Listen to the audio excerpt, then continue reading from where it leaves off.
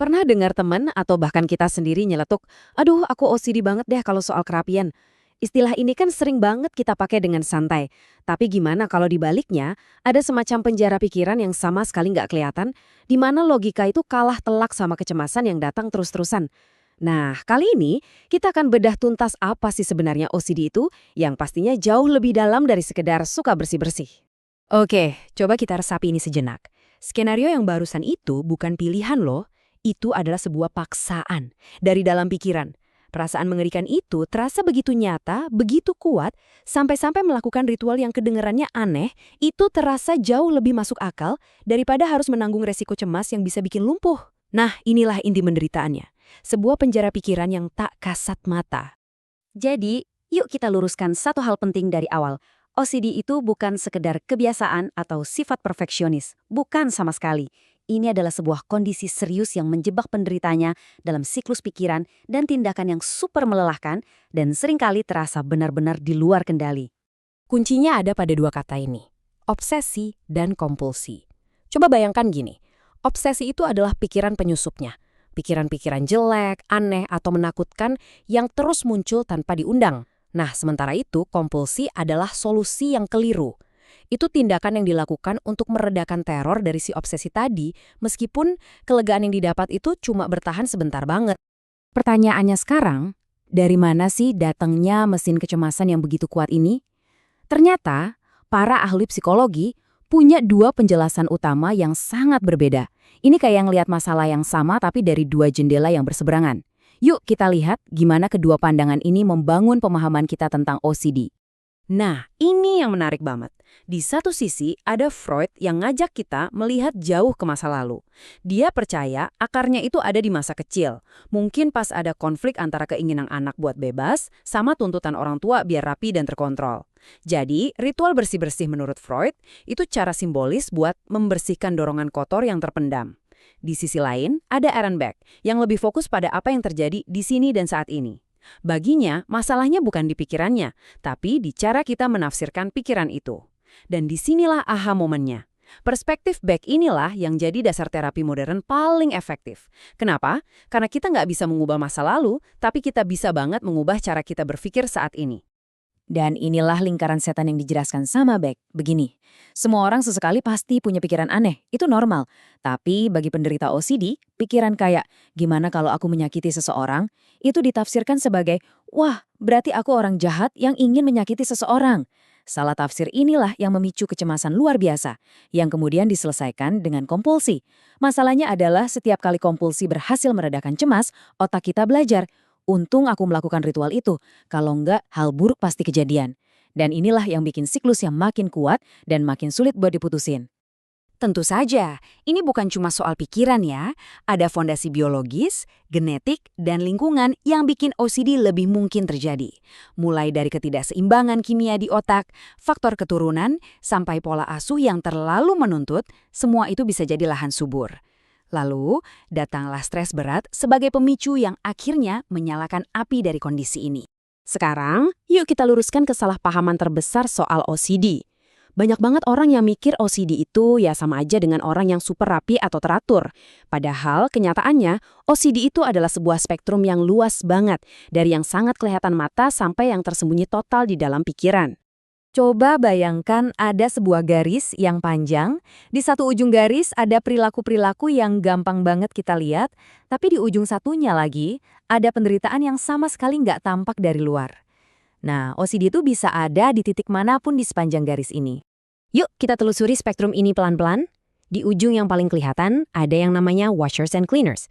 Mereka ini terobsesi banget sama kuman dan kontaminasi.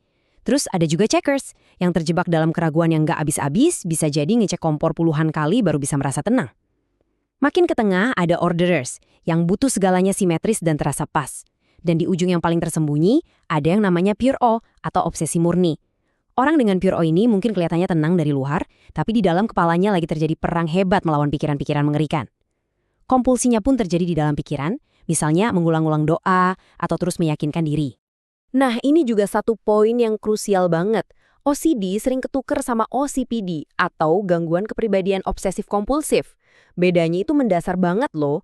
Penderita OCD itu tersiksa sama pikirannya. Mereka sadar kalau ini nggak logis, tapi nggak bisa berhenti. Ini disebut ego dystonik. Rasanya kayak ada penyusup asing di pikiran Anda. Sebaliknya, orang dengan OCPD itu justru bangga dengan keteraturan dan perfeksionismenya. Mereka merasa cara mereka itu yang paling benar dan paling bagus. Ini disebut ego sintonik. Pikiran dan perilaku mereka tuh selaras sama citra diri mereka. Setelah memahami betapa rumitnya penjara pikiran ini, kabar baiknya adalah ada kuncinya untuk keluar. Ada metode-metode yang sudah terbukti sangat efektif untuk memutus lingkaran setan OCD dan merebut kembali kendali atas pikiran kita sendiri. Terapi yang paling ampuh dan diakui di seluruh dunia untuk OCD itu namanya ERP. Itu singkatan dari Exposure and Response Prevention, atau paparan dan pencegahan respon. Namanya mungkin kedengeran teknis ya, tapi konsepnya itu sangat logis dan kuat banget. Jadi cara kerjanya persis kayak namanya. Pertama, Anda dipaparkan pada hal yang Anda takuti. Misalnya, sengaja menyentuh sesuatu yang dianggap kotor. Lalu, bagian yang paling pentingnya, mencegah respon. Anda dilarang keras melakukan ritual cuci tangan. Awalnya kecemasan pasti langsung meroket. Tapi kalau Anda bisa bertahan, otak akan belajar sesuatu yang ajaib. Ternyata kecemasan itu bisa turun dengan sendirinya, tanpa perlu ritual. Otak jadi belajar kalau alarm bahaya yang selama ini bunyi itu ternyata palsu. Selain terapi profesional, ada juga nih teknik bantuan mandiri yang sangat powerful yang dikembangkan oleh Dr. Jeffrey Schwartz. Namanya teknik brain lock atau kunci otak. Ini adalah cara praktis untuk melatih ulang jalur di otak Anda. Teknik ini punya 4 langkah sederhana yang bisa langsung dipraktekkan.